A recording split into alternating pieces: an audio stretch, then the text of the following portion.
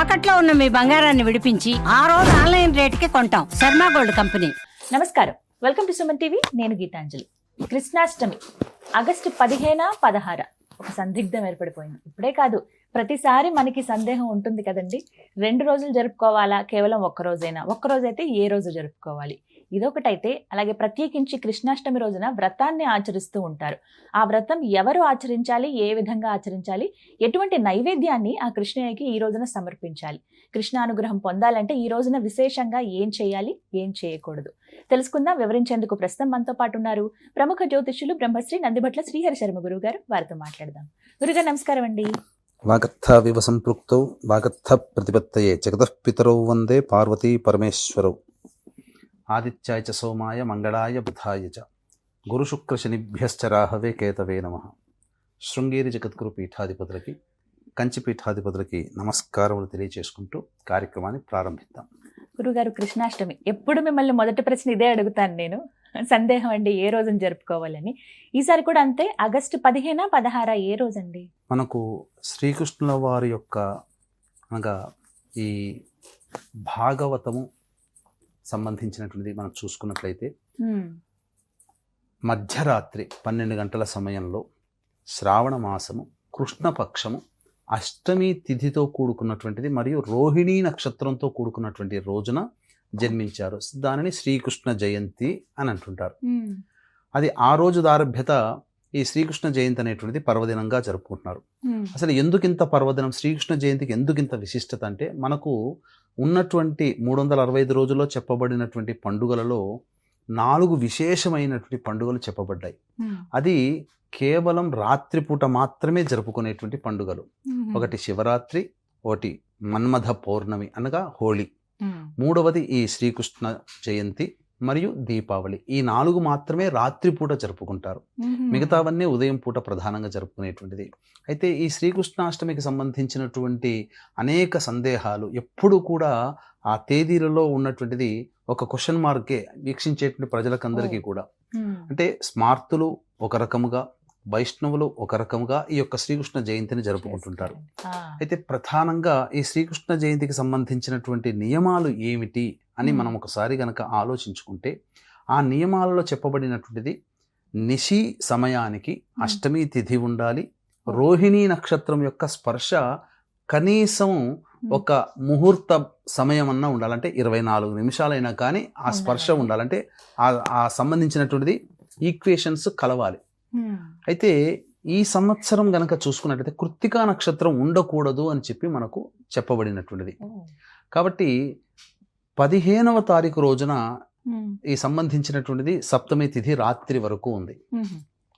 కానీ మనం చూసుకున్నట్లయితే అష్టమి తిథి మరియు భరణి నక్షత్రం అనేటువంటిది సూర్యోదయానికి అష్టమి తిథి రాత్రి 9 గంటల వరకు కూడా ఈ సంబంధించినటువంటిది 16వ తారీఖు రోజున ఉన్నది.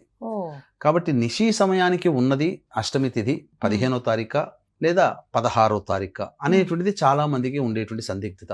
15వ తారీఖు సప్తమి ఉన్నప్పటికీ కూడా రాత్రి ఆవహించి ఉన్నటువంటి సమయం కాబట్టి ప్రధానంగా ఈ 16వ తారీఖు రోజున జరుపుకునేటువంటిది సాధారణంగా ఇప్పుడు మనం చెప్పుకోవచ్చు. అంటే మధ్యరాత్రి సమయంలో అష్టమి తిథి ఉన్నటువంటి కారణం చేత కొన్ని గ్రంథాల ప్రకారము ఈ 15వ తారీఖు రోజున చెప్పబడి ఉంది. అయితే మధ్యరాత్రి 12 తర్వాత ఈ అష్టమి తిథి ఉంటుంది కాబట్టి అప్పుడు మన డేట్స్ ప్రకారం గనక చూసుకుంటే 15 వెళ్ళిపోయి 16 వస్తుంది. అంటే మధ్యరాత్రి జరుపుకునే పండుగ కాబట్టి 16వ తారీఖు రోజున జరుపుకోమని మనకు చెప్పండి.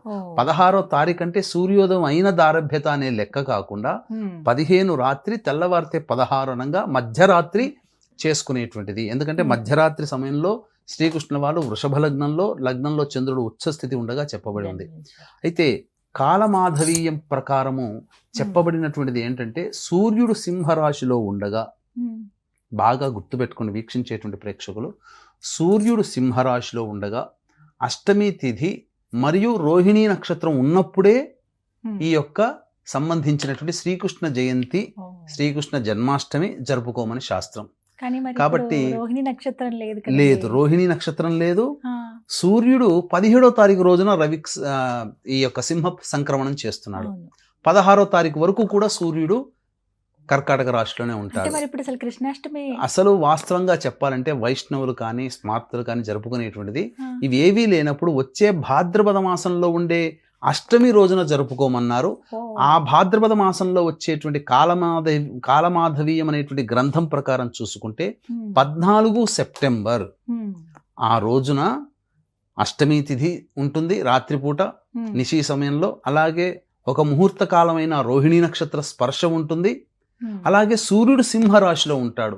ఉమ్, దీనికి ప్రధానంగా చెప్పబడినటువంటిది సూర్యుడు సింహరాశిలో ఉండగా, ఉమ్, కాబట్టి ఇది భాద్రపద మాసంలో వస్తుంది. ఇప్పుడు వస్తుంది. ఇది చాలా అలభ్యమైనటువంటి యోగము. ఉమ్, కాబట్టి వీక్షించేటువంటి ప్రేక్షకులు మన శాస్త్ర ప్రకారము మనం చూసుకున్నట్లయితే అసలు కాలమాధవీయం అనేటువంటి గ్రంథం ప్రకారం అయితే 14 సెప్టెంబర్ నాడు చేసుకోవడం అప్పుడు. విశేషం. ఎందుకంటే అలభ్య పుణ్యతిథి ఈ శ్రీకృష్ణ జన్మాష్టమి. ఉమ్, అలాగే ఈ యొక్క సంబంధించినటువంటిది 15 మధ్యరాత్రి, తెల్లవారితే 16 అనగా ఉమ్, మధ్యరాత్రి ఈ యొక్క శ్రీకృష్ణ జన్మాష్టమి వేడుక, శ్రీకృష్ణ జన్మాష్టమి వ్రతాన్ని అనేటువంటిది ఆచరించమని శాస్త్రం చెప్పబడింది. కాబట్టి 16 ఉమ్, తెల్లవారుజామున అంటే సూర్యోదయం అయిన తర్వాత కాదమ్మా, ఉమ్, 15 రాత్రి డేట్ మారుతుంది కాబట్టి మధ్యరాత్రి 16వ తారీఖు అని చెప్పవచ్చు. ఉమ్, అయితే 16నే జరుపుకోవాలని అంటారు. జరుపుకోవాలి. మరి వ్రతం ఆచరించాలి అని అంటారండి. ఎటువంటి వ్రతాన్ని చేయాలి? వ్రతం నియమాలేంటి? ఎవరెవరు చేయవచ్చు?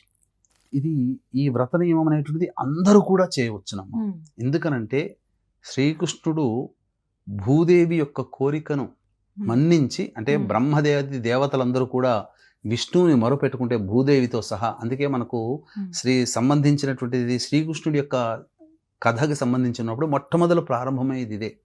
భూలోకంలో పాపాత్మల యొక్క ప్రభావం వలన, అసురుల యొక్క శక్తి పెరగడం వల్ల భూభారం పెరిగిపోయింది, నేను భరించలేకపోతున్నానని చెప్పి ఉమ్, బ్రహ్మాది దేవతలతో మొరపెట్టుకోక ఈ బ్రహ్మాది దేవతలందరూ విష్ణువు దగ్గరికి, ఎందుకంటే లోక రక్షకుడు విష్ణువు కాబట్టి విష్ణువు దగ్గరికి వెళ్ళి మొరపెట్టుకుంటే మీ యొక్క భారం తగ్గించడం కోసం నేను మానవ అవతారం అనేటువంటిది సంపూర్ణంగా భూలోకంలో ఎత్తబోతున్నాను, అంతవరకు వేచి చూడండి అని చెప్పడం. ఉమ్, అప్పుడు ఆ విధంగా ఈ యొక్క సంబంధించినటువంటి శ్రీకృష్ణ జన్మ వృత్తాంతం అనేటువంటిది జరిగింది. ఇదంతా కూడా యోగమాయ ప్రభావమే. నిజమే. కాబట్టి లోకకంటకులైనటువంటి అసురుల్ని సంహరించి భూభారం తగ్గించడం కోసం అవతారం ఎత్తినటువంటిది ఈ యొక్క శ్రీకృష్ణ అవతారం.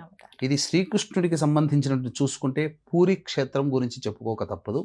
పూరి క్షేత్రంలో ఇప్పటికీ ఉన్నటువంటిది ఏదైతే ఒక కుందేలులాగా ఉన్నటువంటిది కదులుతూ ఉండేటువంటి పదార్థం ఏదైతే బ్రహ్మ పదార్థం అని అంటారో అది శ్రీకృష్ణుడి గుండె అని ఇప్పటికీ కూడా శాసనాల్లో చెబుతూ ఉంటుంటారు. అవునండి. ఎందుకంటే శ్రీకృష్ణుల వారికి మరణం లేదు, మరణించినప్పుడు వారి యొక్క ఆత్మ నిక్షిప్తమై ఉంది కాబట్టి ఆ యొక్క సంబంధించినటువంటిది మార్చే సందర్భం వచ్చినప్పుడు ఆ యొక్క పూరి నగరం అంతా కూడాను చీకటిమయం చేసుకొని కళ్ళకు గంతలు కట్టుకొని ఉమ్, ఆ రాజు వచ్చి మారుస్తాడు ఉమ్, మళ్ళీ వేరే ఒక చెక్క బొమ్మలోకి. ఉమ్, అయితే ఇక్కడ ఈ శ్రీకృష్ణ జన్మాష్టమికి సంబంధించి చేసుకునే వ్రతం అనేటువంటిది ఒకటి ఉంటుందమ్మా. ఇది Hmm. కోటి ఏకాదశులతో సంబంధించినటువంటి వ్రతం ఎంత ఫలితం వస్తుందో ఆ, శ్రీకృష్ణ జన్మాష్టమి వ్రతాన్ని ఆచరించినటువంటి వాళ్ళకి అటువంటి ఫలితం ఉంటుంది. కాబట్టి ఉమ్, దీనికి సాధారణంగానే ముందు రోజు అనగా సప్తమి తిథి రోజున జితేంద్రియుడై ఉండమని శాస్త్రం. జితేంద్రియుడు అన్నప్పుడు అంటే దీని అర్థం ఏంటి?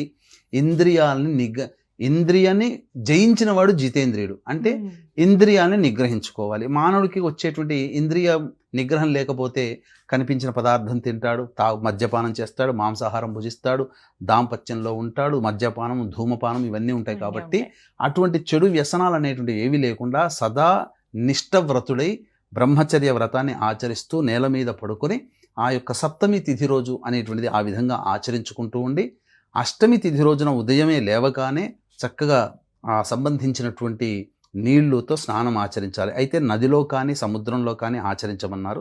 నది స్నానం చేస్తే చాలా విశేషం. అయితే ఈ నది కానీ లేదా చెరువులో కానీ లేదా ఇంట్లో బకెట్లోనైనా కానీ నీళ్లు వేసి అందులో నల్ల నువ్వులు వేసుకొని ఉమ్, శాస్త్రం ప్రకారం శ్రీకృష్ణ జన్మాష్టమి తిథి రోజున ఆ యొక్క నల్ల నువ్వులు కలిపిన నీటితో స్నానం స్నానం ఆచరించమని మనకు చెప్పబడి ఉంది. ఉమ్, కాబట్టి ఆ విధంగా స్నానం ఆచరించి శ్రీకృష్ణ నామాన్ని జపం చేసుకుంటూ ఉండి అప్పుడు ఒక ప్రసూతిక గృహం అనేటువంటిది ఇంట్లో ఒక ప్రత్యేకంగా ఏర్పాటు చేసుకోవాలి. ఆ ప్రసూతిక గృహంలో శ్రీకృష్ణుల వారు ఈ దేవకి వసుదేవ ఉన్నారు కదమ్మా, వారికి జన్మనిస్తున్నట్టుగా ఆ సందర్భంగా చిత్రీకరణ ఉండాలి. అలాగే యోగమాయ ద్వారా జన్మించినటువంటిది కూడా ఆ విధంగా ఉండాలి. వసుదేవుడు కశ్యప ప్రజాపతి రూపము, అలాగే దేవకి అదితి రూపము, ఆ విధంగా భావన చేసుకుంటూ, అలాగే తన తోడబుట్టినటువంటి వాళ్ళందరూ కూడా, ఈ గోపికలందరూ కూడా దేవతల స్వరూపమే కాబట్టి బ్రహ్మాది దేవతల బ్రహ్మానందుడిగా భావన చేస్తూ, ఇలా గోపిక సంబంధించినటువంటి అవి కూడా చిత్రీకరించుకొని ఆ విధంగా ఫోటోల రూపంలోనైనా ఉండవచ్చు, ఆ విధంగా ఉండాలి. అయితే దీనికి సంబంధించినటువంటి ఆ స్వామి జన్మిస్తున్నటువంటి విధానమైనటువంటి ప్రసూతిక గృహము, డెలివరీ రూమ్ అంటారు కదా, ఆ విధంగా మనం ఏర్పాటు చేసుకోవాలి. అలాగే స్వామి వారికి ఊయల్లో వేయడం, చాలా మంది పూజ చేస్తారు, అభిషేకం చేస్తారు, ఆ రోజున చక్కగా చేసుకోవాలి. అయితే చిన్న చిన్న విగ్రహాలు పెడతారు. ఆ స్వామికి మనం తొడుక్కున్నట్టుగా కిరీటాలు, చిన్న చిన్న కిరీటాలు, ఆ బట్టలు వేసుకోవడాలు అన్ని చక్కగా ఎంతో ప్రేమగా నార్త్ సైడ్ చేసుకుంటారు. మురళి మీరు అన్నట్టుగా ప్రత్యేకించి దీనికంటే ఒక సమయం ఉందమ్మా. నిశీ సమయంలో జన్మించినారు కాబట్టి అష్టమి తిథి 15 రాత్రి ఉంది కాబట్టి 12 గంటల 4 నిమిషాల నుంచి 12 గంటల 47 నిమిషాల కాలం అనేటువంటిది ముహూర్త కాలము. ఆ సమయంలో ఈ యొక్క సంబంధించినటువంటిది ఎవరైతే ఆ సమయంలో విష్ణు నామాన్ని జపం చేసుకుంటూ విష్ణు హోమము లేదా విష్ణు సహస్రనామ పారాయణము లేదా విష్ణు సహస్రనామ హోమము కానీ, పురుష సూక్తం పారాయణం కానీ, పురుష సూక్త హోమాన్ని కానీ, లేదా కనీసము ఇప్పుడు చెప్పబోయేటువంటి యొక్క మంత్రాన్ని వీక్షించేటువంటి ప్రేక్షకులు అందరూ కూడా పఠించవచ్చు. ఓం నారాయణాయ విద్మహే వాసుదేవాయ ధీమహి తన్నో విష్ణు ప్రచోదయాత్ అనే నామాన్ని ఆ సమయంలో జపించినట్లయితే తప్పకుండా శ్రీకృష్ణుల వారి యొక్క మహత్యం, ఎందుకంటే గొప్పది, సాక్షాత్తు ఈ కలియుగానికి జగద్గురు, వారి యొక్క అనుగ్రహం తప్పకుండా కలుగుతుంది. సాధించరాని పనులన్నీ కూడాను సాధిస్తాడు. అంతేకాకుండా నీతి నిజాయితీతో మనం ఏదైతే మనం పనిచేస్తామో ఆ యొక్క పనిలో మనకంటూ విజయం సాధిస్తాడు. పాండవుల మధ్యముడైనటువంటి అర్జునుడి రథసారథిగా ఉండి కురుక్షేత్ర సంగ్రామంలో విజయాన్ని అందించినటువంటి వాడు పాండవులకి ఈ శ్రీకృష్ణ భగవానుల వారు. కాబట్టి మన వెంట ఉన్నట్టుగానే భావన చేస్తూ ఆ యొక్క స్వామి యొక్క నామాన్ని సదా స్మరించుకుంటూ ఉండి ఈ సంబంధించినటువంటి విధానంగా ఎవరైతే చేసుకుంటారో వారికి సంపూర్ణమైనటువంటి శ్రీకృష్ణుడి యొక్క అనుగ్రహం కలుగుతుంది. అంతేకాకుండా ఈ యొక్క శ్రీకృష్ణ జన్మాష్టమి సందర్భంగా పురస్కరించుకొని మన పీఠం ఆధ్వర్యంలో జాతకరీత్యా కలుగు అన్ని రకాల సమస్యల నివారణకి సర్వదోష నివారణ పూజలు, హోమాలు అనేటువంటి జరిపించడం జరుగుతుంది. ముఖ్యంగా శ్రీకృష్ణుల వారు సదా ధరించేటువంటి మాల వైజయంతి మాల. ఇది చాలా విశేషం అమ్మా. అది దొరకడం కూడా మధురకి దగ్గరలో దొరుకుతుంది. శ్రీకృష్ణుల వారి జన్మస్థలానికి దగ్గరలోనే ఉన్న అడవుల్లో దొరుకుతాయి. కాబట్టి మన పీఠం ఆధ్వర్యంలో ఈ జరిగేటువంటి కార్యక్రమంలో ఎవరైతే నమోదు చేసుకుంటారో 16వ తారీఖు రోజున సాయంకాలం జరుగుతుంది.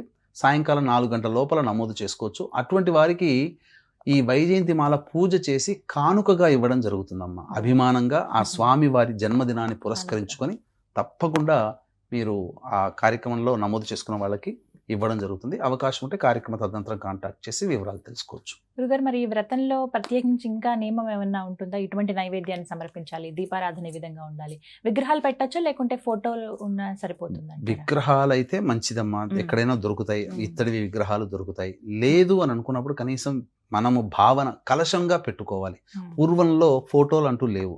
కలశాన్నే ఆ కలశంలోనే స్వామి వారిని ఆవాహన చేయడం, ఇవి చేసుకుంటూ ఉండి రావి ఆకులతో, రావి చెట్టు ఉంటుంది కదా, రావి ఆకులని కలశంలో నిక్షిప్తం చేసి దాని మీద ఒక చక్కటి రవిక బట్ట పెట్టి అప్పుడు దాని మీద విష్ణు ప్రతిమ కానీ, కృష్ణ ప్రతిమ కానీ, లేదా కృష్ణ విగ్రహాన్ని కానీ చక్కగా మనం పెట్టి షోడశోపచార విధానంగా ఆ విధంగా ఆ రాత్రి 9 గంటల వరకు కూడా సప్తమి తిథి ఉంటుంది 15వ తారీఖు.